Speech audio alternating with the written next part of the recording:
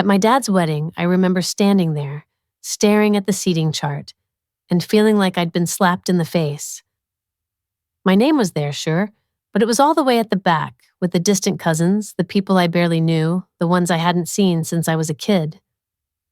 It was like I wasn't really part of the family. My stepmom, Linda, she just smiled at me, all sweet and polite, like it was the most natural thing in the world. She said they had to prioritize. That word, prioritize, it stuck with me. It was like she was saying I didn't matter, not really, and my dad, he was busy talking to someone else, not even paying attention to what was going on. I waited for him to notice, to say something, to realize how this looked, but he didn't. He just glanced at me and then went back to his conversation, like it was nothing. Like I was nothing. It's not like this was news to me. I've known for a long time that my dad isn't proud of me. He's too polite to say it outright, but it's there in the way he talks about me, or more often, the way he doesn't talk about me. When people ask about my stepbrother, Ethan, my dad lights up. He talks about how hard Ethan's worked, how well he's doing in business. There's always some new milestone, some new achievement to brag about.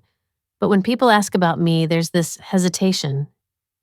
He gives a polite nod, says something vague like, "She's doing her thing," and then he moves on. In his eyes, there's nothing else worth saying. I didn't turn out the way he wanted. I didn't chase money or power. I chose a job that he thinks is beneath me. I live a life that to him seems small. And because of that, I've been an afterthought for years. That wedding was just confirmation of what I already knew. I wasn't expecting a big role. I wasn't expecting to be the center of attention, but I didn't think I'd be pushed to the sidelines like I barely mattered.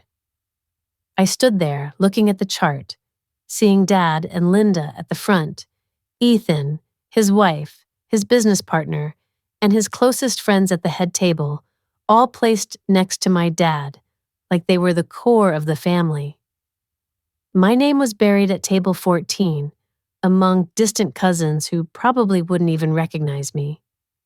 For a second, I thought there had to be some kind of mistake, that I'd misread the list, that maybe my name was somewhere else too. But then Linda spoke, and her voice was all syrupy sweet when she said they had to prioritize. I looked at my dad, waiting for him to react, to realize how this looked, but he barely seemed to notice. That was the moment it hit me.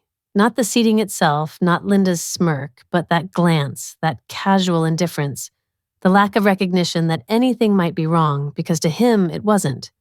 And that's when I knew I was done trying. I took a deep breath, smoothed out my dress, and nodded. I said, "Thanks for making it so easy," and then I turned and walked out. I didn't make a scene. I didn't slam doors or yell. I just left, and nobody stopped me. I walked straight to my car, my heels clicking against the pavement. My hands weren't even shaking. That surprised me because for years I thought this moment would break me. I thought I'd feel devastated, angry, maybe even guilty. Instead, I just felt relief. For once, I didn't have to wonder if I was overreacting. Maybe I was imagining things. Maybe it was all in my head. But in that moment, it was clear. I was done trying to fit into a space that wasn't made for me. Maybe I should just be grateful to be invited at all. I keep telling myself that, trying to convince myself that it's enough to be included, even if it's just a formality. But deep down, I know where I stand. They've shown me clearly, and for the first time, I truly believe it.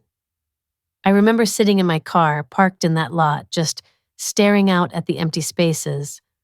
I half expected my phone to buzz, maybe my dad realizing I was gone, or my aunt asking what happened. But the silence was deafening. They were inside, drinking, laughing, celebrating, and I was just gone. No one noticed. That's when I laughed, a hollow sound that echoed in the car. It wasn't funny, not really, but it was so predictable. I turned on the engine and drove away, and with every mile, I felt like I was shedding a layer, something heavy and suffocating that I'd carried for years. It was a moment I'd been unconsciously preparing for, knowing it was inevitable. My dad and I had been drifting apart long before Linda, long before Ethan became the son he always wanted. It began with my career choice. I was always the smart kid, good grades, ambitious. My dad had it in his head that I'd follow a path in business, law, finance, something that mattered, something lucrative. But when I told him I wanted to be a nurse, he didn't yell. He didn't argue. He just sighed, like I'd announced I was throwing my life away. "You're going to work long hours for bad pay," he said. "You'll be exhausted all the time. You're setting yourself up for struggle." I told him I didn't care, that I wanted to help people. His response was a dismissive, "You could help people as a doctor or a surgeon. Why would you choose the lowest option?" That's how he saw it, like I'd chosen something lesser. From that moment, he never supported me. He never asked about my classes, my training, my first job in the hospital. But when Ethan started a business, Dad was all in. He invested in Ethan, bragged about him to everyone. Ethan was building something while I was just working. That was the narrative. When Ethan needed help, Dad was there. When I needed help, I got lectures about figuring things out myself. So I did. I worked through school, took extra shifts, covered my own rent. Yet, every time my job came up, Dad had something to say. Long shift? Well, you picked it. Still renting? You should have made better choices. Hope you like working nights forever. The worst part was that I still showed up for him. When his blood pressure was high, I was the one checking it. After his surgery, I made sure he took his meds. I arranged doctor appointments, and every single time, he brushed it off. "It's not like you're a real doctor," he'd say, or "You're making too big a deal out of this. I don't need babysitting." I should have walked away then, but I didn't because I kept thinking, he's still my dad. That has to mean something. But sitting in that parking lot, staring at my silent phone, I realized something. It didn't. And for the first time, I was okay with that. I didn't hear from anyone that night, not a single text. I don't know why I expected one. Maybe some last-minute damage control. Maybe a half-hearted, "Where'd you go?" from my dad. Or a message from Linda pretending she was joking. But there was nothing. I went home, kicked off my heels, and ordered takeout. I scrolled through my phone looking for a distraction, something to fill the void. That night, I put down my phone as if it were any other evening. I felt a sense of closure, not anger or sadness, just a feeling of being done with it all. But the next morning, the messages started rolling in. The first one was from Aunt Jan, asking if I was okay. That was when I realized people had begun to notice my absence. I chose to ignore it. Then came another message from my cousin Liam, questioning if something had happened since he saw me leave early. I ignored that one too.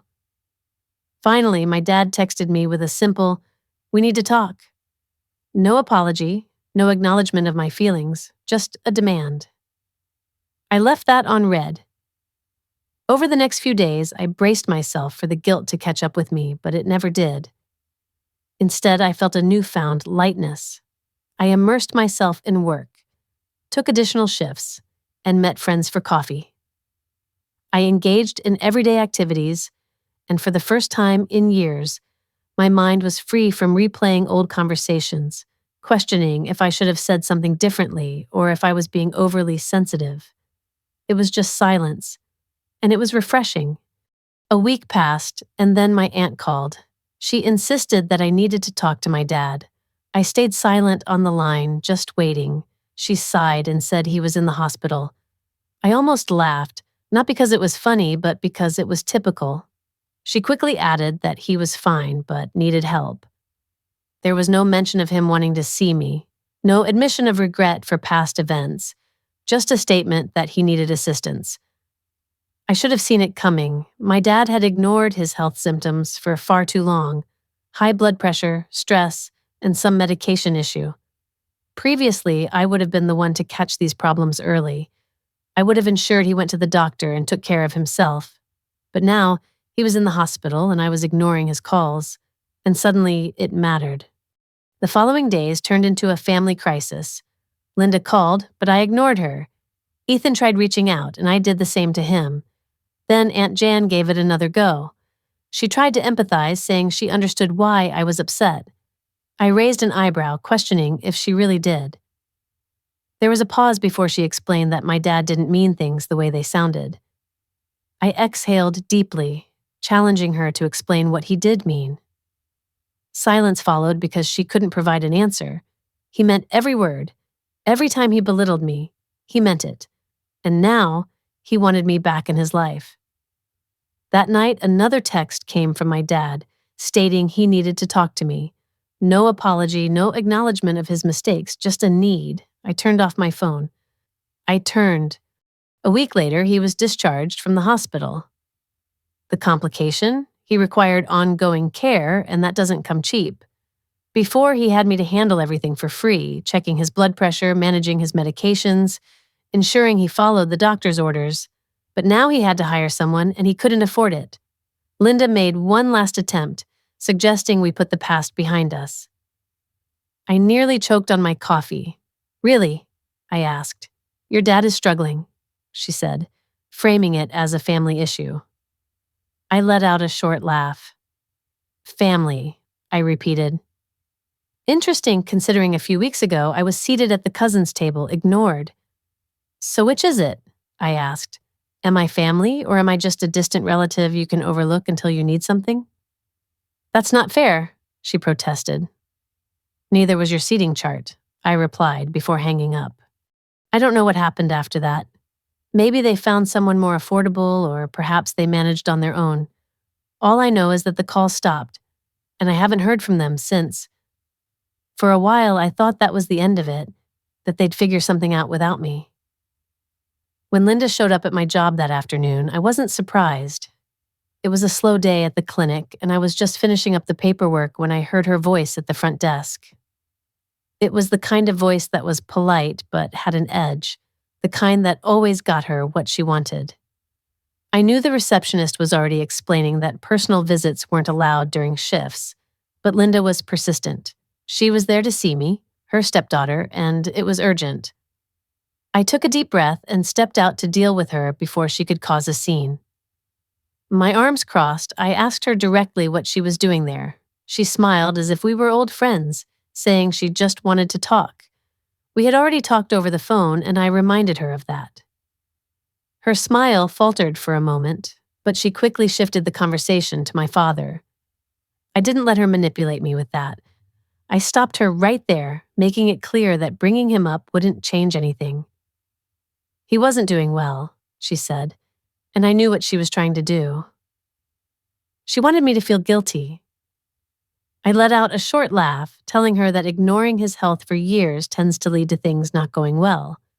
She sighed deeply, telling me it was getting worse and they couldn't afford full-time care. I told her they should have prioritized better. Her eyes flickered, understanding exactly what I meant. She tried to play the family card, saying it wasn't the time for grudges and that he was my father. Silence hung between us because there was nothing left to say. I wasn't that person anymore, the one who would just fall back into line. I told her that if he needed care, they should hire someone. If they couldn't afford it, she should ask Ethan, the successful one. Her jaw tightened, and I could tell she didn't like that suggestion. He's busy, she said, but I almost laughed again. Of course he was. I turned to leave, but she grabbed my wrist, hissing that I owed him. And there it was, the real reason she was there. I pulled my hand back and told her no, I didn't owe him anything. Then I walked away, thinking that was the end of it. But it wasn't. A week later, my dad called. I almost didn't pick up, but curiosity got the better of me. I answered, and there was silence for a second before he said, "Hey." I leaned against the counter, asking him what he wanted. He exhaled deeply, mentioning that Linda had talked to me. She had. More silence followed before he suggested we talk in person. I laughed, asking if he really wanted to see me now. He ignored that, suggesting I come by the house for dinner, just us. I glanced at the clock, thinking how, a year ago, an invitation like that would have excited me. But things had changed. I knew this wasn't about dinner, he sighed, asking me to just come by. Against my better judgment, I agreed. The next evening, I found myself at the house. It was strange being back. Nothing had changed, but it didn't feel like home anymore. It hadn't for a long time. Dad was already at the table when I walked in. The smell of takeout filled the room. He hadn't cooked. He never did. I sat down and we ate in silence for a few minutes before he finally spoke, asking about work. I almost laughed, knowing he didn't care about my job. He winced, insisting that wasn't true, but I reminded him how he used to think it was a waste. He rubbed his temple, saying he didn't ask me over to argue. Then why was I there?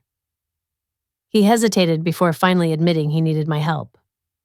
There it was. I put my fork down, understanding what he meant. He needed free medical care, but he wouldn't put it like that. When I think back to those days, it's like watching an old movie in slow motion. I remember sitting there, feeling like time had stopped, as my father shifted in his chair, trying to make me see things his way.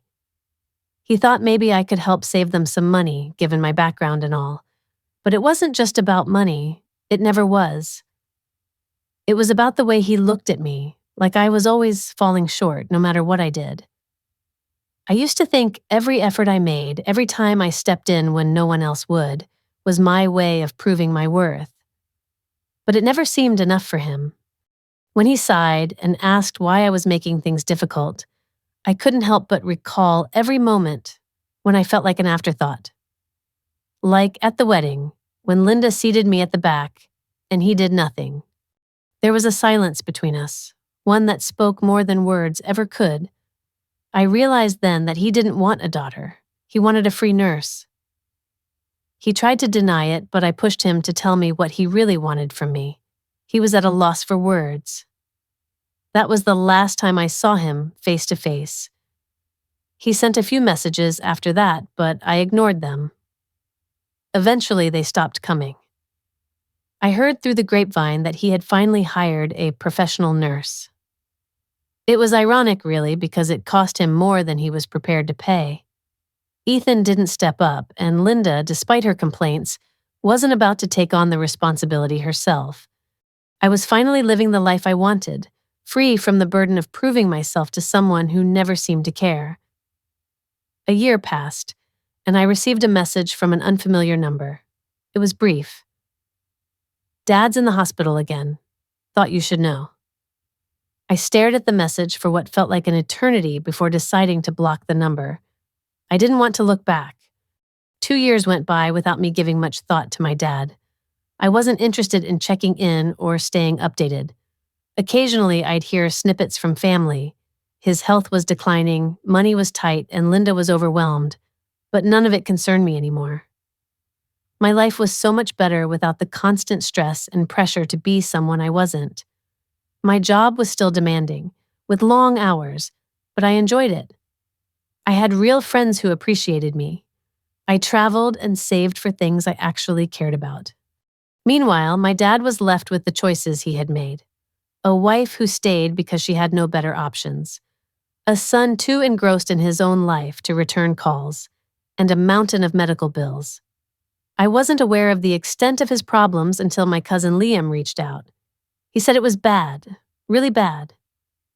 I hesitated, torn between ignoring him and my curiosity. Against my better judgment, I asked what was so bad.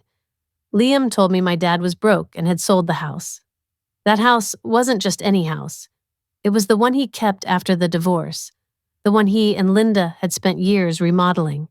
It was a place he loved. When I asked where he was now, Liam mentioned a small rental. My dad was asking everyone for money.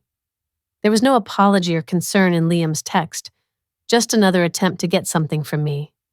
I guessed that my dad had put him up to it, but Liam admitted it was Linda's idea. Of course, it was. 2 days had passed since I declined to answer Linda's call. I remember staring at my phone, the missed call notification glaring back at me like a reminder of everything I wanted to avoid. It wasn't that I couldn't talk to her. It's just that I wasn't ready to face the conversation we both knew was coming. She left a voicemail, her voice carrying that familiar tone of urgency mixed with resentment. "I know you're still upset, but we need to talk," she said.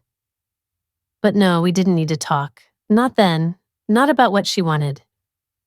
I deleted the message without a second thought, my heart a little heavier, but my resolve intact. A month crawled by and another message came through, this time from a number I didn't recognize. "Dad's in the hospital again. Thought you should know." I sat there, frozen, with my phone in hand, reading and rereading those words. I didn't ask what was wrong or if he was okay. I just blocked the number. It was easier that way, pretending like that part of my life was no longer there, like the silence could somehow erase the past. 3 months later, I was standing in line at a coffee shop, my mind lost in the mundane thoughts of the day. And then, there he was, Ethan. It felt like the air shifted, like an old wound had been torn open. He was as polished as ever, an expensive suit and designer watch, confidence radiating off him like he'd never known a struggle. Our eyes met before I could look away. "Well, look who it is," he said, like we were old friends meeting by chance. I managed a polite nod, acknowledging him without really wanting to. "Ethan." He glanced at my scrubs, a slight smirk playing on his lips. "Still doing the whole nurse thing, huh?" he said. I could feel the sarcasm laced in his words. I took a deep breath, trying to keep my emotions in check, and said, "Still avoiding Dad's calls?" That wiped the smirk off his face. He looked at me, a bit lost, as if he hadn't expected me to fire back. "What do you want me to do?" he asked, his voice carrying a hint of defensiveness. He put himself in this position. I tilted my head, studying him. I couldn't understand how he could be so detached. "He gave you everything, and now you can't even throw him a little help?" Ethan scoffed, trying to deflect. "You didn't help either," he pointed out. I shrugged, feeling the old anger bubbling up. "Because he treated me like garbage. What's your excuse?" Ethan didn't have an answer. He was silent, and in that silence, I realized he didn't have one. 6 months later, Liam told me Dad had moved into a nursing facility. Not just any facility, but one of those places that barely met health standards, the kind that caters to those with no other options. It was all he could afford. "Ethan really won't help?" I asked Liam, even though I already knew the answer. "Nope, won't even visit," Liam replied, and I just nodded. It was exactly what I expected. I thought about going once, just to see him, to see if he'd changed. But I didn't. I knew how it would go. He wouldn't apologize, wouldn't acknowledge any wrongdoing. He'd just expect me to step back into my old role, to fix things. And I wasn't about to do that. Not ever again. I had spent too long trying to heal from the damage, from the years of being overlooked, undervalued. I couldn't go back, not even for closure. I had to move forward, focus on the life I had built for myself, away from their shadows. A year later, I was in the break room at work when the news came on. It was one of those business segments featuring Ethan's latest company. He was being interviewed, sitting in a sleek, high-rise office, talking about expansion, investments, all the money he was making.